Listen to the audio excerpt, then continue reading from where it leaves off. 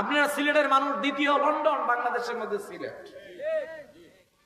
Remittance যোদ্ধা ভাইয়েরা এই দেশের মধ্যে সম্পদ বাড়াচ্ছে। কোভিড-19 করোনা ভাইরাসের সময় দেশ স্থবির, দেশ চলছে না, গার্মেন্টস সেক্টর বন্ধ, মসজিদও প্রায় বন্ধ, সব বন্ধ, কেউ বাড়ি থেকে বাইরে হতে পারছে না। ঠিক ওই মুহূর্তের মধ্যে আমার প্রবাসী ভাইয়েরা রেমিটেন্সের চাকাকে চালিয়ে নিজের রক্তকে ঘামে পরিণত করে ও বাংলাদেশের মধ্যে টাকা পাঠিয়ে বিশ্বের বুকে মাত্র বাংলাদেশের মাথাকে উঁচু করে দাঁড় করিয়েছিল। কথা বলেন ঠিক কিনা? কিন্তু আমার প্রবাসীদের আমাদের কাছে মূল্যায়ন নাই। এয়ারপোর্টে আসলে মনে হয় একটা ভিক্ষু।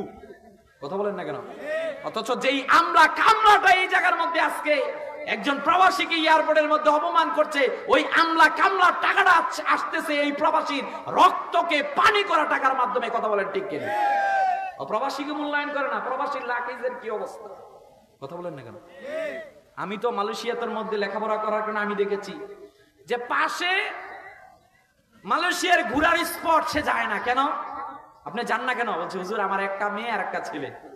বলছে কোন দিন ঈদ আসে আর জুমাবার আসে ওইটাও জানি না। জুমার দিন জাস্ট জুমা পড়তে যায়, আবার এসে কাজে শুরু করে দেয়। ঈদের দিন ঈদের দিনও কোনো কাজ করি না, ঈদের দিনও কাজ করি। কেন ভাই?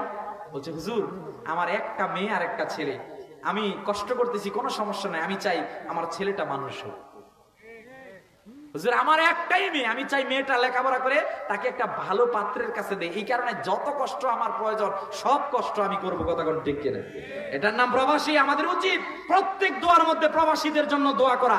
আমাদের প্রত্যেকের উচিত এই যে প্রবাসীরা এত কষ্ট করতেছে এদের জন্য দোয়া করা, এদের সর্বোচ্চ সম্মানের ব্যবস্থা করা। কথা বলেন ঠিক কিনা?